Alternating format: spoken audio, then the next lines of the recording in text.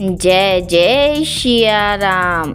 प्रिय भक्तों, आप सबको बीना अर्थात मेरी तरफ से शिवरात्रि की बहुत बहुत शुभकामनाएं। प्रिय भक्तों, आज हम श्री रामचरितमानस के अयोध्या कांड में दोहा संख्या नंबर 150 से आगे सुनेंगे। इन दोहों और चौपाइयों में सुमंत्र जी दशरथ को बताते हैं कि किस प्रकार वह श्री राम को वन में छोड़कर आए, उन्होंने कहाँ कहाँ विश्राम किया और उनकी किस किस से भेंट हुई। तो आइए अब हम कथा को आगे बढ़ाते हैं। प्रथम वासुतम सा भयं दूसर सुर सरी तीर, रामा दूसर सुर सरी तीर। नहाई रहे जल पानु करी, सिय समेत दो वीर। सियावर राम जय जय राम, मेरे प्रभु राम जय जय राम। इस दोहे का अर्थ है, श्री राम जी का पहला निवास तमसा के तट पर हुआ, दूसरा गंगा जी के तट पर हुआ और सीता सहित दोनों भाई उस दिन स्नान करके जल पी कर ही रहे। केवट कीनी बहुत सेवकाई, सो जामनि सिंह रोर गवाई। होत प्रात बट क्षीरु मंगावा, जटा मुकट निज शीश बनावा। इन चौपाइयों का अर्थ है, केवट ने बहुत सेवा की, वह रात सिंगरौर में ही अर्थात श्रृंगवेरपुर में ही बिताई। दूसरे दिन सवेरा होते ही बड़ का दूध मंगवाया और उससे श्री राम लक्ष्मण ने अपने सिरों पर जटाओं के मुकुट बनाए। राम सखा तब नाव मंगाई, प्रिया चढ़ाई चढ़े रघुराई। लखन बाण धनु धरे बनाई, आपु चढ़े प्रभु आयशु पाई। इन चौपाइयों का अर्थ है, सुमंत्र जी कहते हैं कि तब श्री रामचंद्र जी ने सखा निषाद राज ने नाव मंगवाई। पहले प्रिया सीता जी को उस पर चढ़ाकर फिर से रघुनाथ जी चढ़े। फिर लक्ष्मण जी ने धनुष बाण सजा कर रखे और प्रभु श्री राम जी की आज्ञा पाकर स्वयं चढ़े। बिकल बिलो की मोहि रघुबीरा, बोले मधुर बचन धरि धीरा। तात प्रणाम तात सन कहूँ, बार बार पद पंकज गहूँ। इन चौपाइयों का अर्थ है, मुझे व्याकुल देखकर श्री रामचंद्र जी ने धीरज धरकर मधुर वचन बोले। हे तात, पिताजी से मेरा प्रणाम कहना और मेरी ओर से बार बार उनके चरण कमल पकड़ना। कर भी पाए परि बिने बहोरी, तात करिय जनि चिंता मोरी। बन मग मंगल कुशल हमारे, कृपा अनुग्रह पुण्य तुम्हारे। इन चौपाइयों का अर्थ है, फिर पांव पकड़कर विनती करना कि हे पिताजी, आप मेरी चिंता न कीजिए, आपकी कृपा अनुग्रह और पुण्य से वन में और मार्ग में हमारा कुशल मंगल होगा।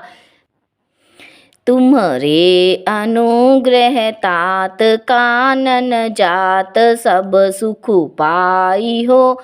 प्रतिपाली आयुषु कुशल, देखन पाए पुनि फिरी आई हो।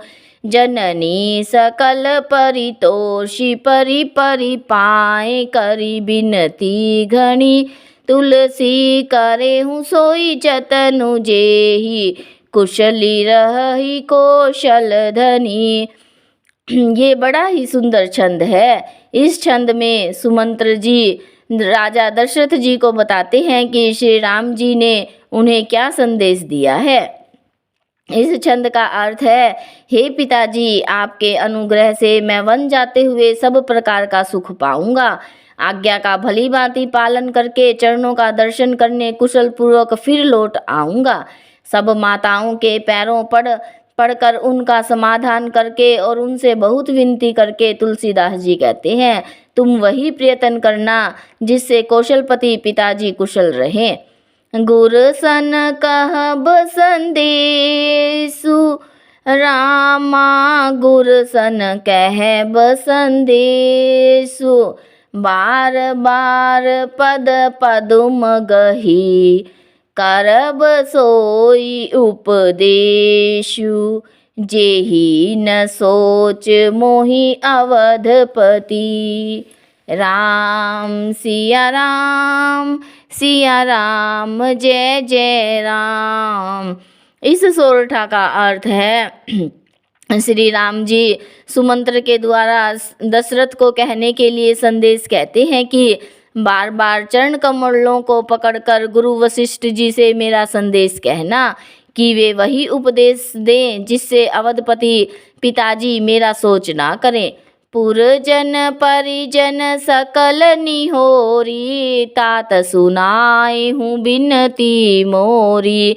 सोई सब भांति मोर हितकारी, जाते रह नर नाहु सुखारी। इन चौपाइयों का अर्थ है, हे तात, सब पूर्ववासियों और कुटुंबियों से निहोरा करके मेरी विनती सुनाना कि वही मनुष्य मेरा सब प्रकार से हितकारी है जिसकी चेष्टा से महाराज सुखी रहें। कहब संदेशु भरत के आए, नीति न तजिए राज पदु पाए। पाले हूँ पर जही करम मम बानी, से हूँ मातु सकल समझानी। इन चौपाइयों का अर्थ है भरत के आने पर उनको मेरा संदेशा कहना कि राजा का पद पा जाने पर नीति न छोड़ देना, कर्म वचन और मन से प्रजा का पालन करना और सब माताओं को समान जानकर उनकी सेवा करना। और निभाए हूँ भायप भाई, करी पितु मातु सुजन सेवकाई।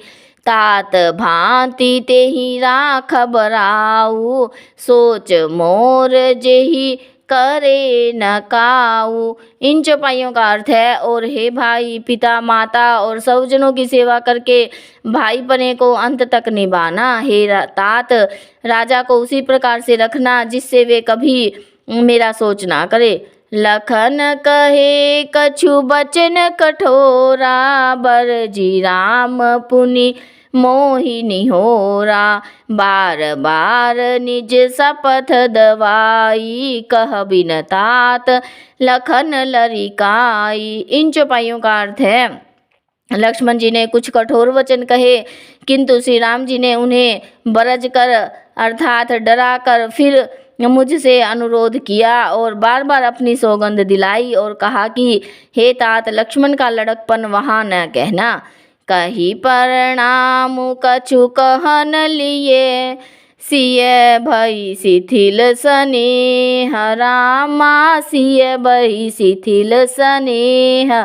थकित बचन लोचन सजल, पुलक पल्लवित देह। सियावर राम जय जय राम, मेरे प्रभु राम जय जय राम। इस दोहे का अर्थ है, प्रणाम कर सीता जी भी कुछ कहने लगी परंतु स्नेह के वश वे स्थिर हो गई। उनकी वाणी रुक गई, नेत्रों में जल भर आया और शरीर रोमांच से व्याप्त हो गया।